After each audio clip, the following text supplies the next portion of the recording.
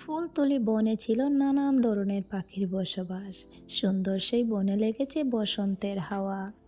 গাছে গাছে রং বেরঙের ফুল ফুটেছে। ফুলগুলো যেন বনের প্রাকৃতিক দৃশ্যকে বদলে ফেলেছে। এমন এক সুন্দর সকালে পাখিরা গল্প করছে। হঠাৎ একটি ছানা বলে উঠে, মা মা, আমি পেয়ারা খাবো, আমার খুব খিদে লেগেছে। ওই গাছে মিষ্টি পেয়ারা আছে, আমাকে একটু পেড়ে দাও না মা। ওদিকে কখনো তার কথা শুনে বলছে, আমারও খুব খিদে পেয়েছে। গাছে তো অনেক পেয়ারা আছে, তবু আমরা পেড়ে খেতে পাবো না, কারণ আমরা তো অনেক ছোট, আমরা এখানে উঠতেই পারি না। একটি ছানার মা বলে, তোমরা পেয়ারা খাবি, আগে বলবি না কেন? ছানারা, গাছে কি সুন্দর সুন্দর পেয়ারা ধরেছে, শুধু তোমরা কেন, আমরাও একসাথে খাবো, তাই না বলিস টুনি? টুনি বলে, হ্যাঁ, ছানারা যেহেতু চেয়েছে তাহলে তো খেতেই পারে। আমাদের ওই সুন্দর সকালটা এই মিষ্টি ফলের খাবার দিয়ে শুরু হবে। এরপর কাকলি, টুনি আর সখী তারা তিনজন মেলা গাছ থেকে পেয়ারা পাড়ে আর বাচ্চাদের সাথে অনেক মজা করে খেতে থাকে।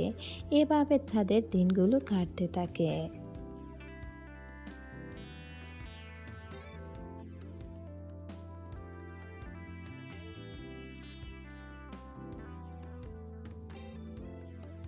জঙ্গলে অনেক রুদ্র হচ্ছে অনেক দিন থেকে। এতে জঙ্গলের সব খালবিল নদী-নালা শুকিয়ে যায় একাকার হয়ে। পাখিরা চিন্তায় পড়ে যায়। এক সকালে ময়ূরী এসে টুনিকে বলে, টুনি টুনি, তোর ঘরে একটু খাবার জল হবে? আমি তো কোথাও খুঁজে জল পাচ্ছি না, আর আমার জলের তৃষ্ণায় বুঝে যাচ্ছে আমি মরে যাব। টুনি বলে, আমার তো একটু জল আছে, কিন্তু ওই জলটুকু তো আমার মেয়ে খাবে, ওটা কতদিন এনেছিল টুনা পাশের জঙ্গল থেকে, ওটা যদি তোমাকে দিয়ে দেই তাহলে আমি আমার মেয়েকে কী দেব? টুকি বলে, না মা, আমার কোনো তৃষ্ণা নেই, আমি তো ভালোই আছি, বরং তুমি ওই মাসিকে জলটুকু দিয়ে দাও, আমি না হয় পরে আনলে খাবো। টুনি বলে, মিষ্টি মেয়ে একটা আমার। এরপর টুনি বলে, ঠিক আছে, তাহলে আমি তোমার জলটাকে আমি এনে দিচ্ছি। এরপর টুনি ঘর থেকে এক গ্লাস জল এনে ময়ূরীকে দেয়, আর ময়ূরী সে তৃপ্তি করে জলগুলো পান করে। জল খেয়ে ময়ূরী টুনিকে ধন্যবাদ জানায়। টুনি, তুই যদি জল না দিতি তাহলে আজ হয়তো আমি মরেই যেতাম। চল, আজকে আমরা জঙ্গলে মোড়লের বাড়িতে যাব, মোড়ল নিশ্চয়ই একটি সিদ্ধান্ত আমাদের বের করে দেবে। রাস্তায় যেতে যেতে তারা বিউটি, কাকুলি আর কবুতরের সাথে দেখা হয়ে যায়। টুনি বলে, কি, তোমরা কোথায় যাবে? এরপর কবুতর বলে, আমাদের তো অবস্থা একেবারে বেহাল, আমরা মোড়লের বাড়িতে যাচ্ছি, চল তুই আমাদের সাথে। এরপর তারা সবাই মিলে মোড়লের বাড়িতে চলে আসে, আর মোড়লকে সব কিছু খুলে বলে টুনি। সব কথা শুনে মোড়ল বলে, আমি আর কি বলবো তোদের, আমিও গত কদিন থেকে জঙ্গলের কোথাও কোনো বিশুদ্ধ পানি পাইনি, জল, খালা, বিল সব কিছু শুকিয়ে একাকার হয়ে গেছে। টুনি বলে, তাহলে এখন কি করব? মোড়ল বলে, একটাই উপায় আছে, আমাদের ওই পাশের জঙ্গলে যেতে হবে, ওখানে খাবারের অনেক কিছু জল আছে, পুকুর, নদী সব কিছু আছে, আর এখানে থাকারও ব্যবস্থা আছে, ওই জঙ্গলটা আমাদের জন্য নিরাপদ, আমাদের ওখানে যেতে হবে, আর কিছু করার নেই। কবুতর বলে, তাহলে আর দেরি কিসের, চলো আমরা সবাই বেরিয়ে পড়ি, কি বলিস তোরা? টুনি আর বিউটি সবাই বলে, ঠিক আছে, তাহলে আমরা ওদিকে বেরিয়ে পড়ি।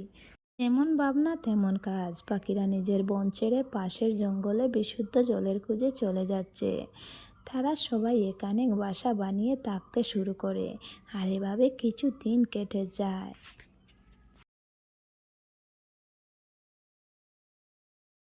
রাতে কাকুলি বলতে থাকে কালোকে, খালো, এই জঙ্গলে এসে অন্তত বিশুদ্ধ জলের সন্ধান পেলাম, অনেক আরামে আমরা এখন বসবাস করব। এই যা, কালো তো ঘুমিয়ে গেছে, বেচারা দিনে অনেক কষ্ট করেছে, সারাদিন বাসা বানিয়েছে, আমি আর এখন বকবক না করে শুয়ে পড়ি।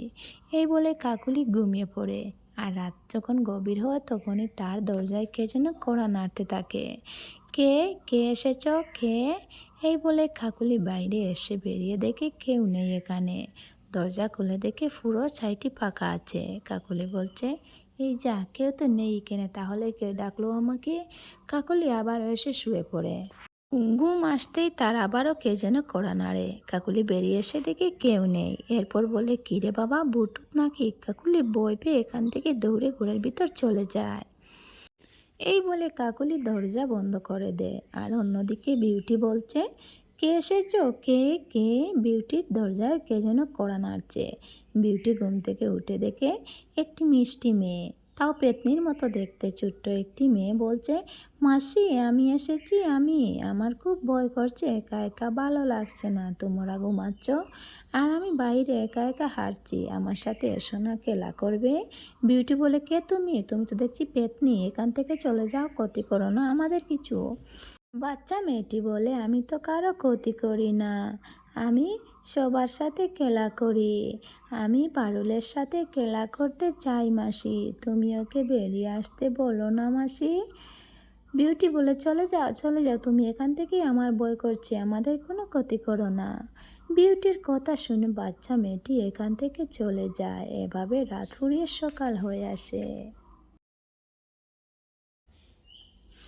সকাল হতে কাকলি আর বিউটি টুনির বাড়িতে চলে আসে। এখানে এসে বিউটি সব কিছু টুনিকে খুলে বলে। কাকলি বলে, হ্যাঁ তাহলে তুমি পেতনিকে দেখেছো? তাই তো বলি, কে এত রাতে দরজায় কড়া নাড়ে? আমি তো ভয় পেয়ে গেছিলাম। এরপর টুনি বলে, তোমরা যেহেতু ছোট্ট পেতনি দেখেছো, ও হয়তো ভালো পেতনি, তাই তোমাদের ক্ষতি করেনি, ভয় পাওয়ার কিছু নেই। ও আজ আজ রাতে তোমরা আমাদের বাড়িতে থাকবে, কাল যেহেতু তোমাদের বাড়িতে পেতনি এসেছিল, আজ হয়তো আমার বাড়িতে আসতে পারে, তাই আমরা সবাই মিলে পেতনির এই রহস্যটা বের করব। এরপর তারা সবাই মিলে রাতের অপেক্ষা করতে থাকে। এরপরে রাত হয়ে আসে। রাত গভীর হতেই পেতনি চলে আসে সেই টুনির বাড়িতে। কাকলি দেখে খুবই ভয় পায় আর বলে, এই যে এ তো বাচ্চা পেতনি, ও কি আমাদের কোনো ক্ষতি করবে? তাহলে আমার অনেক ভয় করছে। অন্যদিকে সেই বাচ্চা পেতনিটি বলে, আমি আমি কারো ক্ষতি করি না, আমি শুধু খেলার বন্ধু খুঁজি, আমাকে যদি কেউ বন্ধু বানায় খেলা করে আর আমার আসল রূপে আনতে সাহায্য করে, আমি এটাই খুঁজি। আমি আমার আসল রূপে আসতে চাই, আমার যে আর এই রূপে ভালো লাগছে না। এ বাচ্চা মেয়েটির কথা শুনে টুনি বলে, তোমার আসল রূপ মানে কি? বাচ্চা মেয়েটি বলে, মাসি আমি আসলে পেতনি নয়, আমি হলাম পরীকন্যা। আমার মাকে এক দুষ্টতান্ত্রিক গাছের সাথে বেঁধে রাখে, আর আমি আমার মাকে সাহায্য করতে গেলে ওই দুষ্টতান্ত্রিক আমার সব শক্তি কেড়ে নিয়ে আমাকে পেতনিতে পরিণত করে দেয়। আর এরপর থেকে আমি এই জঙ্গলে একা একা ঘুরি, কিন্তু আমি কারো সাহায্য পাচ্ছি না, জানো মাসি। এরপর টুনি বলে, আহারে তোমার তো অনেক কষ্ট, তোমার কথা শুনে আমার খুব কষ্ট লেগেছে, কিন্তু তোমাকে আসল রূপে আনতে হলে কি করতে হবে? বাচ্চা মেয়েটি বলে, জঙ্গলের ওই পশ্চিম পাড়ে একটি নীলকূপ আছে, আর ওই নীলকূপ থেকে যদি নীল জল এনে আমার শরীরে কেউ ছিটিয়ে দেয়, তাহলে আমি আমার আগের রূপে ফিরে আসব।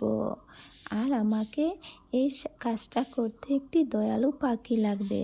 তোমরা যদি ওই কূপ থেকে আমাকে একটু জল এনে দাও, তাহলে আমি আমার আগের রূপে ফিরে আসব, আমাকে সাহায্য করো। টুনি বলে, ঠিক আছে আমি যাব।